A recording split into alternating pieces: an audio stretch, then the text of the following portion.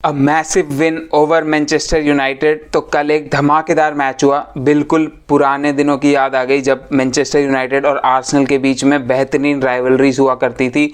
बिल्कुल एक exciting match ज़रूर था। कुछ लोग का मानना था टो टू टो था गेम, तो मैं उसको दूर करना चाहूँगा उस भ्रम को। मेरे हिसाब से उतना इक्वल मैच नहीं था जितना काफ़ी लोग बता रहे हैं, और जो स्कोर लाइन है वो यूनाइटेड को काफ़ी फ्लैटर कर रही है यहाँ पे, बिकॉज आई थिंक कि Arsenal were the dominant side और काफ़ी ज़्यादा डोमिनेंट थी जितना काफ़ी लोग क्रेडिट देना चाहते हैं उससे। उसके अलावा मैं यूनाइटेड को थोड़ा क्रेडिट ज़रूर दूंगा, और आर्सेनल की मेंटालिटी पे भी बात करेंगे जो इम्प्रूवमेंट आया है। तो इन्हीं सारी पॉइंट्स को डिस्कस करते हैं आगे जाके इस वीडियो में। आगे बढ़ने से पहले इस वीडियो को लाइक कर दीजिए एंड चैनल को सब्सक्राइब कर दीजिएगा फॉर मोर सच कॉन्टेंट। तो सबसे पहले स्टार्टिंग लाइनअप से बात करते हैं। तो आर्सेनल ने तो सेम स्टार्टिंग लाइनअप खिलाई जो हमें एक्सपेक्टेड थी।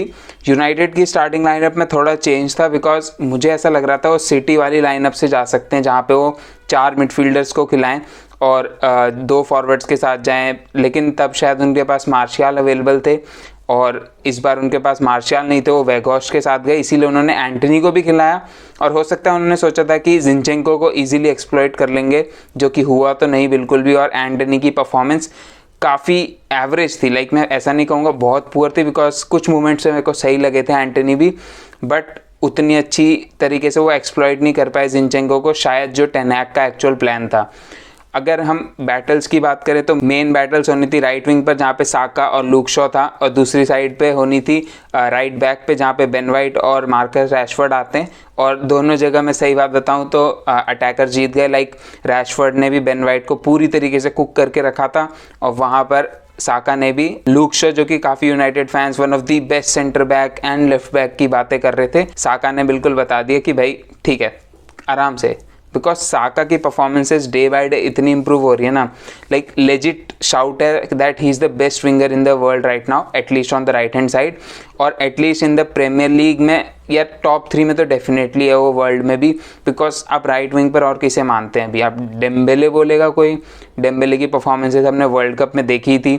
आप फिर साला की बोल लीजिए, साला की परफॉर्मेंसेज में भी डाउन आया। मैं एट दिस मोमेंट की बात कर रहा हूँ Saka, that he might be the best winger in the world, best right winger in the world right now at this moment, based on this season only. मैं ऐसे कोई ऑल टाइम वाली बात नहीं कर रहा। तो अगर गोल्स पे आ जाएं तो यूनाइटेड ने पहला गोल स्कोर किया जो कि बिल्कुल अनएक्सपेक्टेड था। लाइक आर्सेनल की शुरुआत काफ़ी शेकी रही थी, पासेस मिस कर रहे थे आर्सेनल। बेन वाइट और पार्टे ने काफ़ी पासेस मिसप्लेस कर रहे थे, इवन ओडेगार्ड ने भी कर रहे थे। Odegaard improved later on the game, लेकिन ओडेगार्ड लाइक वर्क रेट दे रहे थे और वो बॉल विन कर रहे थे, टैकल्स डाल रहे थे, तो 1-2 पास ओडेगार्ड ने मिस करे थे। बट पार्टे और बेन वाइट जिन पोजीशंस पे खेलते हैं, अगर वहाँ पे आप पासेस मिसप्लेस करते हो तो वो आपके लिए काफ़ी डेंजरस हो सकता है। पर पहला गोल आया रैशफोर्ड की तरफ से, जहाँ पे रैशफोर्ड ने अपनी ब्रिलियंस दिखाई, जिस बेहतरीन फॉर्म में है वो दिखाया। पार्टे को नटमेक किया, लाइक बहुत बेहतरीन नटमेक था, और उसके बाद ऑलमोस्ट 30 यार्ड से शॉट लिया। और Ramsdale could have done better, but अगर आप उस गोल को रीप्ले करके देखेंगे ना तो आपको दिखेगा कि बॉल में एक कर्व था, एक मूवमेंट थी, तो रैम्सडेल के लिए भी वो रोकना मुश्किल था। बिकॉज पहली बात तो आप एक्सपेक्ट नहीं करेंगे कि रैशफोर्ड 16 मिनट चल रहे हैं सीधा इतनी दूर से शॉट ले लेगा, और दूसरा जो उसमें कर्व था बॉल का वो भी एक्सपेक्ट शायद नहीं किया होगा रैम्सडेल ने, और he could have done better. But ऐसा रैम्सडेल की गलती नहीं थी कि आर्सेनल ने पहला गोल खाया। बट जैसा मैंने मेंटालिटी की बात करी थी, आर्सेनल की मेंटालिटी इंप्रूव हो रही है।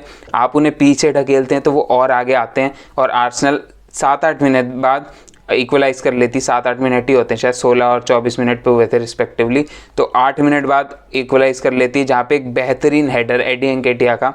तो काफ़ी लोग एडी के डाउटर्स रहे हैं, मैं भी रहा हूँ, और पर मैं ऐसा नहीं रहा कि एडी को क्यों कॉन्ट्रैक्ट दे दिया ये वो। मेरा डाउट बस यही था कि will Eddie be sufficient Gabriel Jesus की इंजरी में, कि एडी अकेले क्या सारा बोझ उठा सकते हैं? अभी तक तो लग रहा है that he can do that. जाका का एक बेहतरीन क्रॉस है वहाँ पे, लाइक हमने देखा है जाका का इंप्रूवमेंट आया है कितना उनके गेम में, और एडी की बेहतरीन फिनिश। एरन वैन बिसाका सोते हुए पाए गए और उनके पीछे से आके बैक पोस्ट पे एडी एनकेटिया ने गोल स्कोर कर दिया। उसके बाद अगर हम सेकेंड हाफ की बात करें, क्योंकि फर्स्ट हाफ यहीं पे ख़त्म हो गया था, लाइक 1-1 पे ही ख़त्म हो गया था। आर्सेनल ने चांसेस उसके बाद और क्रिएट करे थे। 1 का XG था आर्सेनल का ऑलमोस्ट, और मैनचेस्टर यूनाइटेड का 0.1 का XG था, बिकॉज मैनचेस्टर यूनाइटेड ने ज़्यादा कुछ क्रिएट नहीं किया था। तो फर्स्ट हाफ वॉज डिसेंट, 1-1 पे ड्रॉ हो गया। उसके बाद जो आर्सेनल ने सबसे बड़ा चेंज किया वो ये था कि टोमियासू को ले आया इंस्टेड ऑफ बेन वाइट। तो Ben White was on yellow card, काफ़ी जल्दी येलो कार्ड मिल गया था। लाइक मेरे को श्योर नहीं था कि क्यों दिया रेफरी ने, बिकॉज लूक शॉ भी वैसे टैकल्स कर ही रहे थे, तो बेन वाइट को एक ही टैकल पे येलो कार्ड मिल गया, वो थोड़ा अजीब लगा। और इतना कोई डेंजरस टैकल भी नहीं था, उन्होंने बॉल विन करी थी, उनका जो दूसरा पैर था वो रैशफोर्ड पे लग गया था, तो मेरे ख्याल से तो होना नहीं चाहिए था yellow card. But Ben white उसके अलावा भी काफ़ी शेकी लग रहे थे, और अगर आपको रैशफोर्ड के अगेंस्ट डिफेंड करना है और आप येलो कार्ड पे, तो आप बहुत ज़्यादा डिसएडवांटेज पे हैं, कंसिडरिंग रैशफोर्ड कितने अच्छे फॉर्म में। उस चीज़ की रिस्पेक्ट करनी रहेगी आपको एज एन ऑपोजिशन, बिकॉज अगर आप नहीं करेंगे तो आप पछताएंगे। तो आर्टेटा ने बिल्कुल सही डिसीजन लिया वहाँ पे, he brought on Tomiyasu for Ben White, और Tomiyasu had a very good game from there. एक दो मोमेंट्स पे डेफिनेटली रैशफोर्ड ने बेटर किया था, बट रैशफोर्ड डिडंट स्कोर, और उसके अलावा Tomiyasu improved as the game went on, क्योंकि टोमियासू आपको पता है काफ़ी टाइम से रेगुलर मिनट्स नहीं खेले हैं। जब से वो वर्ल्ड कप से आए वो थोड़े टाइम इंजर्ड थे, उसके बाद उन्हें वही फ्रिंज मिनट्स मिले इधर उधर और कप गेम्स मिले एक आधी। तो टोमियासू ने आके जितनी बेहतरीन परफॉर्मेंस दी, एटलीस्ट जो लास्ट के 30 मिनट्स थे उसमें ही वॉज वेरी सॉलिड। तो Tomiyasu did a very good job, और मतलब हमें वापस भरोसा दिलाया कि अगर बेन वाइट इंजर्ड हो जाते हैं, कुछ भी होता है, टोमियासू इज स्टिल देयर। और लास्ट सीजन उन्होंने कितनी अच्छी परफॉर्मेंसेस दी थी उसका एक टेस्टामेंट था कि ही स्टिल दैट प्लेयर। तो टोमियासू वॉज गुड। और सेकंड गोल फिर आर्सेनल का आता है बुकायो साका की तरफ से। लाइक साका की कितनी तारीफ़ करूं उतनी ही कम है। लाइक साका मूवमेंट ऑफ मैजिक्स बनाने लग गया। पहले हमें लगता था ऐसे प्लेयर हैं जो हमें हर गेम में एक 7-8 परफॉर्मेंस देते हैं, गोल स्कोर करके देते हैं, हमें वर्क रेट प्रोवाइड करते हैं, बट नहीं, he is also providing movements of magic. तो एक बेहतरीन गोल, लाइक जितनी दूर से रैशफोर्ड ने मारा था ऑलमोस्ट उतना ही था, उससे भी ज़्यादा ही था शायद, वहाँ से एक बेहतरीन कर्लिंग फिनिश। मतलब जो एंगल था, इतना बेहतरीन एंगल ढूंढा उन्होंने प्लेयर्स के बीच में से, उनके सेंटर बैक्स के बीच में से, और बिल्कुल देखा भी नहीं शॉट मारते, उन्हें पता था where he is hitting that shot, सीधे एज ऑफ द नेट में जाके गया वो बॉल, और बेहतरीन गोल। वहाँ से आर्सेनल 2-1 से लीड कर रही होती है, और उसके साथ साथ बुकायो साका रैशफोर्ड वाला सेलिब्रेशन भी करते हैं। तो लाइक सब वही सेलिब्रेशन कर रहे हैं, और मतलब एक तरीके से बताया कि यार आप यहाँ आके हमारे फैंस के सामने ऐसा सेलिब्रेशन करोगे, so you will get that back. तो साका ने वो बताया रैशफोर्ड को। उसके बाद लेकिन वो लीड ज़्यादा देर तक आर्सेनल हैंडल नहीं कर पाई, बिकॉज लिसांड्रो मार्टिनेज स्कोर्ड। तो लिसांड्रो मार्टिनेज ने कॉर्नर से हेडर स्कोर करा। वैसा नॉर्मल हेडर नहीं था कि जहाँ पे उन्होंने सबसे ऊपर जाके स्कोर कर दिया, बट मिस्टेक थी रैमसडेल की, बिकॉज आई थिंक या तो आप पंच कर दो उस बॉल को, या आप कलेक्ट कर सकते हो तो कलेक्ट कर लो। ये जो मिसकम्युनिकेशन हुआ डिफेंडर्स और रैमसडेल के बीच में, रैमसडेल कलेक्ट करने जाते हैं और छूट जाती है उनके हाथ से बॉल, लिसांड्रो मार्टिनेज खड़े होते हैं, एक इम्प्रोवाइज्ड फिनिश, काफ़ी अच्छी फिनिश कहूँगा, बिकॉज काफ़ी नीचे लेवल से उन्होंने फ्लिक जैसी करी हेड से बॉल, और एक अच्छी फिनिश थी। वहाँ पे गैब्रियल रोकने की कोशिश करते हैं बट रुकती नहीं है वहाँ पे, तो 2-2 पे लेवल ड्रॉ हो जाता है वापस गेम। उसके बाद थोड़ी देर तक आर्सेनल फिर वापस गेम में आने की कोशिश करती है और काफ़ी प्रेशर बनाती है। लाइक अगर आप देखें 70 मिनट के बाद आर्सेनल ने इतना प्रेशर बना दिया था, एक टाइम पे तो ऐसा लग रहा था कि मैनचेस्टर यूनाइटेड के प्लेयर्स बिल्कुल थक जाएंगे एकदम, कि जिस तरीके से आर्सेनल लगातार बॉल ला रही थी, कंटिन्यूस अटैक चल रहे थे।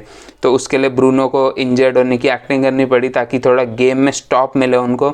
और वो क्यों हुआ? बिकॉज जिनचेंको ने अपना पोजीशन चेंज कर दी। पोजीशन चेंज का मतलब है कि बहुत ज़्यादा आगे आने लग गए इनिशियली, क्योंकि एंटनी के डर से वो थोड़ा पीछे रुके थे, बिकॉज एंटनी लास्ट टाइम उन्हें बेटर कर गए थे और एंटनी ने गोल स्कोर करा था जिनचेंको ही वाली साइड से। तो फर्स्ट हाफ में जिनचेंको उतना आगे नहीं आ रहे थे, बट आप सेकंड हाफ में देखें he was almost playing as a midfielder. Like midfielder में भी वो आप उनका अगर टच में आप देखेंगे ना, तो वो राइट हैंड साइड पर भी बहुत ज़्यादा देर तक थे। मैं भी देख रहा था मैच में कि इतना राइट हैंड साइड पे कैसे हैं, लेफ्ट हैंड साइड पे कौन कवर कर रहा है उनको? तो गैब्रियल काफ़ी ज़्यादा कवर कर रहे थे, तो गैब्रियल की भी तारीफ होनी चाहिए बिल्कुल। He has been one of the best defenders in the league this season, और आर्सेनल के तो डेफिनेटली बेस्ट डिफेंडर रहे हैं गैब्रियल। तो वापस जिनचेंको पे आ जाऊँ, जिनचेंको वॉज वेरी गुड। लाइक जितना अच्छा उनका क्लोज कंट्रोल है with his feet, he is so good. जो लाइन ब्रेकिंग पासेस देखते हैं, प्रोग्रेसिव पासेस देखते हैं, उनमें सबसे ऊपर रहते हैं वो आर्सेनल के इन स्टैट्स में। तो जिनचेंको वॉज अमेजिंग। और जो थर्ड गोल होता है उसमें भी जिनचेंको का ही क्रॉस आता है अंदर, जिसपे ओडेगार्ड टच लेते हैं, और फिर Nketiah right place, right movement and right finish, एक हल्का सा डिफ्लेक्शन देते हैं, गोल होता है। 90th मिनट विनर, और थोड़ा ऑफसाइड के डाउट थे बट इट वॉज़न्ट ऑफसाइड, चेक हो गया था। 1 मिनट के लिए थोड़ा वहाँ पे दिल रुक गया था जब ऑफसाइड चेक कर रहे थे VAR वाले, but it was a great finish from Eddie Nketiah. Brace against Manchester United at home, बहुत बढ़िया फिनिश एडी एनकेटिया से। उसके बाद अगर मैं इंडिविजुअल प्लेयर पे आऊँ, जिनचेंको की बात कर ली, साका की बात कर ली मैंने, एडी एनकेटिया की बात कर ली, मार्टिनेली की बात करूँ तो मार्टिनेली वॉज पुअर। लाइक पिछले कुछ दिनों से या जब से वर्ल्ड कप से आए ही हैज़ बीन पुअर और उन्हें इम्प्रूव करना पड़ेगा और शायद इसीलिए ट्रॉसार्ड को भी लाए हैं, थोड़ा उन्हें पुश किया जाए। और Trossard played very good, 15 minute जो भी वो खेले he was very good. Ball के साथ अच्छे से ड्राइव किया, जो एंड मिनट्स में उन्होंने बॉल को अच्छे से अपने पास रखा। अच्छे से अपने पास रखने से मतलब पोजीशन लूज़ नहीं करा, 3-4 प्लेयर के बीच में जो बॉल मूवमेंट करे, क्विक फीड्स यूज़ करे, that was very good from Trossard. तो अच्छे साइंस लग रहे हैं ट्रॉसार्ड की तरफ से। मिडफील्ड की बात करूँ तो जैसे मैंने कहा पार्टे वॉज पुअर, बट बाद में वो इम्प्रूव हो गए थे। वो स्टार्टिंग की 1-2 मिस्टेक और एक नटमैक के बाद, स्पेशली जो आप एंटनी को जब उन्होंने रोका, जो रिकवरी रन की, लाइक मैं सोच रहा था क्या हो गया भाई, इतनी तेज़ कैसे भाग रहा है पार्टे, हमने आज तक नहीं देखा। पार्टे लाइक जनरली ऐसे प्लेयर नहीं है जो बहुत स्पीडस्टर नहीं है, वो हमेशा धीरे धीरे जॉग करते हुए दिखते हैं हमें ग्राउंड पे। बट ये ऐसी रन कैसे निकाले, लाइक गेब्रियल से सबसे तेज़ ऐसा लग रहा था, पता नहीं क्या भूत चढ़ गया है। और ग्रैनिट जैका वॉज वेरी गुड, एक असिस्ट आया उनके नाम पे। उसके अलावा ऐसे गेम्स में वो बहुत अच्छे प्लेयर निकल के आते हैं जहाँ पे कॉम्पिटिटिव गेम हो, क्योंकि आप मैकटोमिने हैं उनकी मिडफील्ड में, फिजिकल प्लेयर्स हैं, उनके अगेंस्ट आना है, तो ऐसे प्लेयर्स के अगेंस्ट जाका इज़ वेरी गुड। और Odegaard was very good again, जो एक उन्होंने बेहतरीन पास किया था जहाँ पे जाका फिनिश कर सकते थे, लेकिन लिसांड्रो का एक बहुत अच्छा टैकल था। तो ओडेगार्ड तो अच्छी परफॉर्मेंसेस चली रही हैं, बेचारे को एक असिस्ट भी नहीं मिला जो एडी वाला काउंट नहीं किया प्रीमियर लीग ने। उसके बाद अगर हम बैकलाइन पे आएँ, Ben White was poor and he was hooked for it. तो हो जाते हैं, ऑफ डेज रहते हैं, we can understand that. Saliba and Gabriel were massive, और जिनचेंको की बात कर ही ली है। रैम्सडेल ने एक बेहतरीन सेव किया था रैशफोर्ड का, उसके अलावा एक मिस्टेक करी तो एक तरीके से इक्वल कर लिया, 1-2 और सेव्स थे। तो overall it was a good performance. Tomiyasu was very good, 2 ही सबस आए थे, एक होल्डिंग आया था लास्ट में, तो फ़र्क नहीं पड़ता, तब तो वो हमेशा ही आते हैं 2-3 मिनट के लिए गेम क्लोज करने के लिए। तो Arsenal are now 5 points clear. City की विन के बाद थोड़ा प्रेशर बन गया था, बिकॉज 2 ही पॉइंट का गैप बच गया था आर्सेनल और सिटी के बीच में। उन्होंने 2 गेम ज़्यादा खेल लिए थे, बट स्टिल 2 पॉइंट्स का गैप ऐसा लगता है कि बिल्कुल कंधे पे आ गए हैं। तो अब वो वापस 5 पॉइंट का हो गया, तो थोड़ा रिलैक्सेशन मिलेगा आर्सेनल को भी। और we still have 1 game in hand, तो इफेक्टिवली वो 8 पॉइंट्स का गैप हो सकता है। And we play Manchester City next, will be a big game. देखना रहेगा कि फर्स्ट टीमर्स को खिलाते हैं नहीं, बिकॉज इस गेम वीक में और कोई गेम नहीं है, सिर्फ FA कप है। तो आई थिंक कि ज़्यादातर फर्स्ट टीमर खेलेंगे। एथिहाड पे मैच है, will be a difficult match, लेकिन let's see what happens there. तो आज की वीडियो में इतना ही, मिलता हूँ अगली वीडियो में, तब तक के लिए take care and goodbye. Come on you Gunners.